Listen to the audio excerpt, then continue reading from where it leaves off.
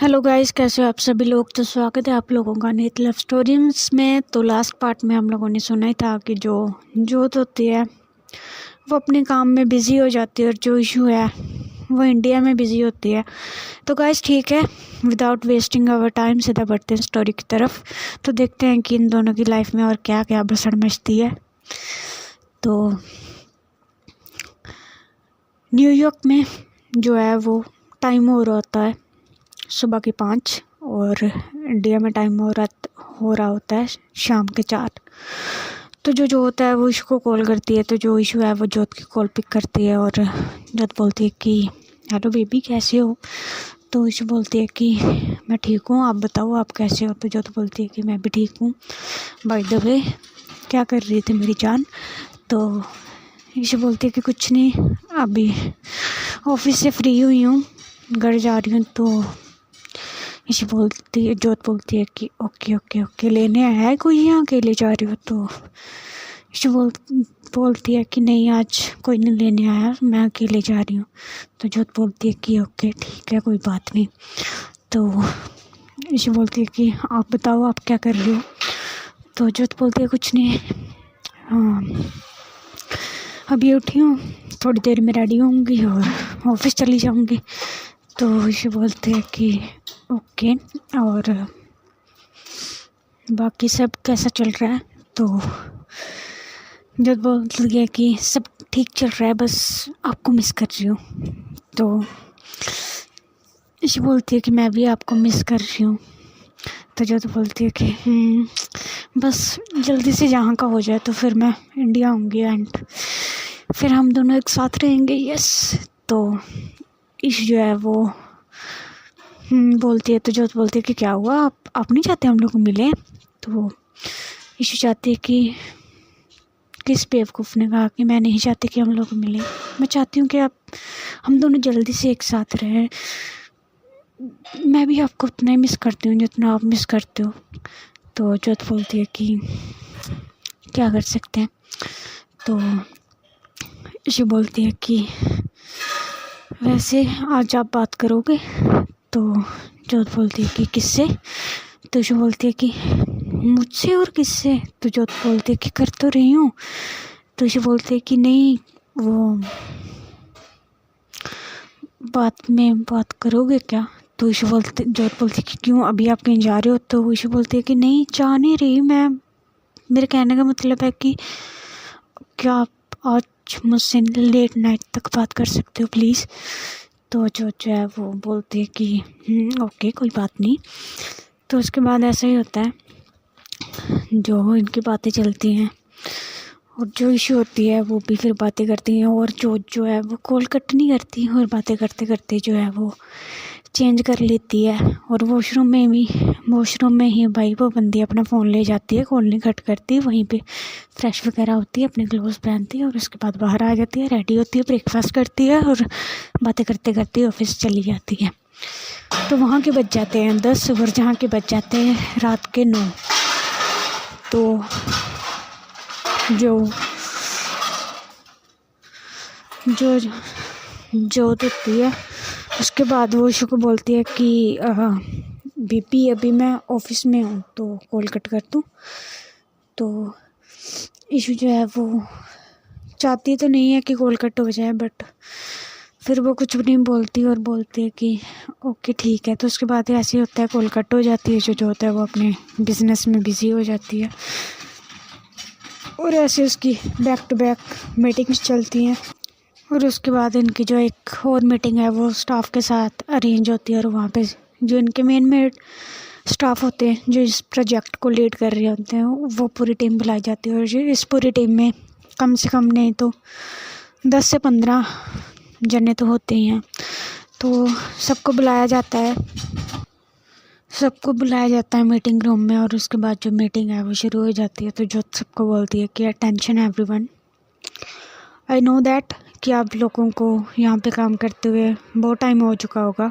किसी को 5 साल, किसी को 3 साल, किसी को 2 साल और किसी को 1 साल। और हमारे बीच में कुछ एक्सपीरियंस पर्सन्स भी बैठे हैं जिनको 7 साल हो चुके हैं, मिस सोनिया अग्रवाल। और ऐसे ही बहुत सारे आप लोगों में से हैं जिन्होंने इस कंपनी को अपनी लाइफ के कीमती साल दिए हैं। तो मैं आप सब लोगों से बस यही कहना चाहती हूँ कि मुझे इस कंपनी को ज्वाइन किए हुए ज़्यादा टाइम तो नहीं हुआ, और जिस वजह से आप लोगों के साथ ये मेरा पहला प्रोजेक्ट है। तो गाइस, आप मुझसे ज़्यादा एक्सपीरियंस रखते हो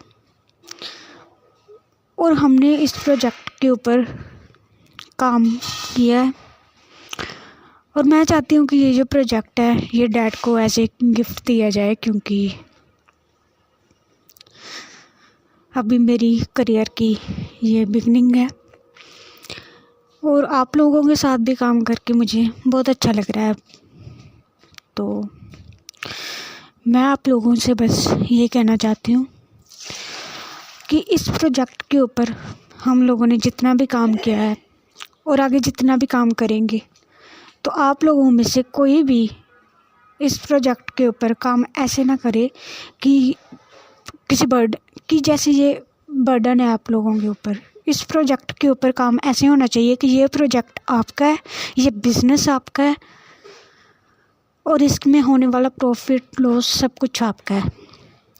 क्योंकि गाइस, सीधी सी बात है, कोई भी इंसान अगर सक्सेसफुल है तो उसके पीछे उसके पूरी टीम का हाथ होता है। अगर कोई बिज़नेस प्रॉफिट में है तो भी उसकी टीम का हाथ होता है, और अगर लॉस में है तो भी कहीं ना कहीं टीम के ऊपर ही होता है। तो अगर हम लोग इस प्रोजेक्ट में ऐसे काम करें कि जैसे हम लोग एक टीम है, एक फैमिली है, तो डेफिनेटली हम लोग इस प्रोजेक्ट को बहुत अच्छा करेंगे। बात ये नहीं है कि बाकी की 3 कंपनियां क्या कर रही हैं, बाकी की 3 कंपनियां इस प्रोजेक्ट के ऊपर कैसे काम कर रही हैं। बात ये है कि इस प्रोजेक्ट के ऊपर जो हमारा रोल है वो अच्छे से होना चाहिए। तो ये तभी होगा जब हम अपने मन में से ये चीज़ें निकाल देंगे कि ये ऑफिस वर्क है, मुझे इतनी पे मिल रही है, मुझे ये हो रहा है, मुझे वो हो रहा है। ये सारी चीज़ों को अगर पीछे छोड़ के हम लोग एक फैमिली के जैसे काम करेंगे यहाँ पे, तो डेफिनेटली इस कंपनी के साथ साथ आप लोगों की भी ग्रोथ होगी, आप लोगों को भी प्रमोशंस मिलेंगे, आप लोगों को भी वैल्यू मिलेगी। और मैं ये नहीं कह रही कि आप लोगों में से सभी इसी कंपनी में ही रहें या स्टक होके रह जाए, नहीं। अगर आपको बिज़नेस अपॉर्चुनिटीज़ मिलती हैं, अच्छी मिलती हैं, आपको सैलरी पैकेज अच्छा मिलता है यहाँ से, तो दैट्स अप टू यू। अगर आपको जाना है यहाँ से तो आप जा सकते हैं। बट मैं ये बोल रही हूँ कि जब तक हम लोग एक यहाँ पे काम कर रहे हैं, एक टीम में, तो हम सभी लोग एक दूसरे से कुछ ना कुछ सीखें। तो मैं चाहती हूँ कि ये प्रोजेक्ट अच्छा जाए, अमेजिंग जाए। हमारे यहाँ से कोई भी कमी नहीं होनी चाहिए इस प्रोजेक्ट में। प्रोजेक्ट हयात अच्छा होना चाहिए, बेस्ट होना चाहिए हमारी कंपनी लॉस में नहीं जानी चाहिए। आप समझ रहे हो ना मेरी बात को। Khanna group of industries best company होनी चाहिए, और बेस्ट कंपनी तभी होगी अगर उसके एम्प्लॉयज़ एक टीम के जैसे काम करेंगे, एक फैमिली के जैसे काम करेंगे, और हम सबकी ग्रोथ होगी, डेफिनेटली होगी। बट हम सबको एक टीम के जैसे ही काम करना पड़ेगा। तो आई होप सो कुछ लोग समझ चुके होंगे कि मैं क्या कहना चाहती हूँ। तो सभी जो है वो हाँ में सिर हिलाते हैं, और उसके बाद जो है जो बोलते हैं कि अपने झगड़े और जो भी मिसअंडरस्टैंडिंग्स हैं वो आपस में निबेड़ ली जाएं, तो अच्छा रहेगा आप लोगों के लिए भी और इस कंपनी के लिए भी। और किसी को भी फोर्स नहीं किया जा रहा है इस कंपनी में रुकने के लिए। अगर आपको गुड पैकेज मिल रहा है तो it's up to you. But ये रहे बस अपने दिमाग में कि फैमिली के साथ गद्दारी नहीं की जाती। और अगर आपको इस कंपनी के कोई भी सीक्रेट्स पता हैं तो प्लीज़ चंद पैसों के लिए आगे सप्लाई ना किए जाएं, शेयर ना किए जाएं। तो समझ जाते हैं समझने वाले। तो उसके बाद मीटिंग जो है ओवर हो जाती है।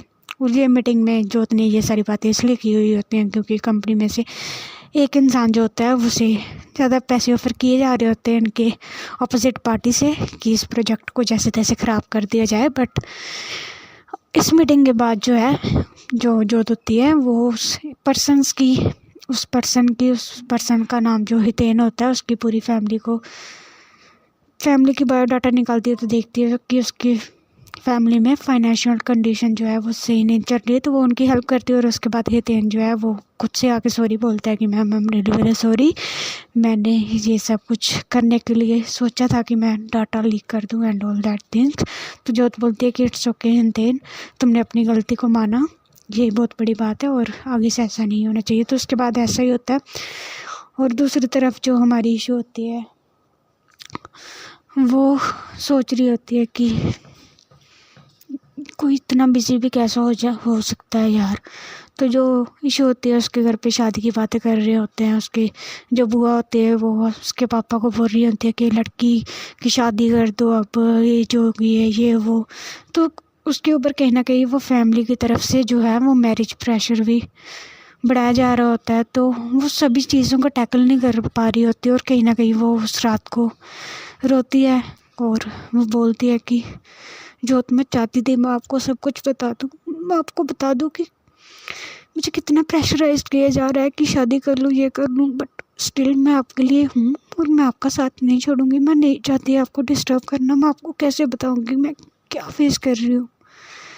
हर रोज़ मुझे टॉर्चर किया जाता है, कोई ना कोई आके ये बोल देता है इसकी शादी कर दो, ये बड़ी हो चुकी है, कब तक घर पे रखोगे, कोई ना कोई नया रिश्ता। इस 1 महीने में इन्होंने 3 से 4 लड़के मुझे दिखा दिए, मैं कब तक मना करूँ। जल्दी से भगवान इन 6 मंथ को पूरा कर दो प्लीज़, ये जो बचे हुए 3 महीने में जल्दी से पूरे हो जाएं, मैं और जोत एक हो जाएं। और दूसरी तरफ जो जोत होती है वो बिज़ी हो जाती है और ऐसे करते करते 1-2 महीना और बीत जाता है और इनका जो वो प्रोजेक्ट होता है हयात प्रोजेक्ट वो माइंड ब्लोइंग जाता है, बहुत अच्छा जाता है। और दूसरी तरफ जो इशू होती है उसके घर वाले उसे बहुत ज़्यादा प्रेशराइज्ड कर रहे होते हैं अपने रिश्तेदारों की बातों में आके कि भाई साहब अब इसकी शादी कर दीजिए। तो उसके जो चाचा होते हैं वो बोलते हैं इशू के पापा को कि भाई साहब कब तक इसे अपने घर पे बिठा के रखोगे, बेटियां हैं पराया धन है भाई साहब, इनकी शादी तो करनी पड़ेगी। और भाई साहब अच्छे रिश्ते ना बार बार नहीं मिलते, तो लड़का जो है वो आर्मी में शादी कर दीजिए, रिश्ता कर दीजिए। और वो कुछ नहीं मांगते, उनको कुछ नहीं चाहिए, उनको बस ये है कि उनको बस आपकी बेटी चाहिए। तो ऐसा होता है, वो लड़के की फैमिली आती है और वो ईशू की फैमिली से मिलते हैं। तो उसके पापा बोलते हैं कि बेटा प्लीज़। तो ईशू बोलते हैं कि पापा मैं शादी नहीं करना चाहती, अब क्यों नहीं समझ रहे मेरी बात को। तो उसके पापा बोलते कि बेटा मैंने भाई साहब को ज़ुबान दी थी है और मेरी ज़ुबान की कोई थोड़ी सी तो अहमियत रख लो आप। तो ईशू बोलते कि पापा पर मैं कैसे कर सकती हूँ। तो उसके पापा बोलते हैं कि मुझे नहीं पता बेटा, लड़के वाले नीचे आ चुके हैं और आप देख लो। तो उसके पापा जो है उसे फोर्स करते हैं, उसके बाद वो बेचारी फंसी हुई नीचे चली जाती है। और ऐसे जो है लड़के वाले उसे पसंद कर लेते हैं। तो उनका डिसाइड होता है कि 1 हफ्ते बाद जो है वो इनकी एंगेजमेंट होगी और उसके बाद सीधा शादी। तो ईशू जो है वो बोलती कि पापा आप ऐसा नहीं कर सकते मेरे साथ। तो उसके पापा जो है वो नहीं सुनते, उसकी मॉम भी नहीं सुनती उसकी, और वो अपने भाई को बताना चाहती थी तो उसका भाई भी उसकी नहीं सुनता। और ऐसे करते करते जोत को भी गए हुए 5.5 महीने हो चुके होते हैं और उसके वापस आने में कुछ दिन बाद बाकी होते हैं। तो जो इशू है वो बार बार जोत को कॉल कर रही होती है, बट जोत जो है वो बिज़ी होती है, वो कॉल नहीं पिक करती। तो गाइस अब देखते हैं कि आगे क्या होगा स्टोरी में। तो क्या दोनों मिलेंगे या फिर इशू की शादी हो जाएगी। तो लेट्स सी, देखते हैं क्या होता है। तो बने रहिएगा इस स्टोरी में, हम मिलेंगे नेक्स्ट पार्ट में।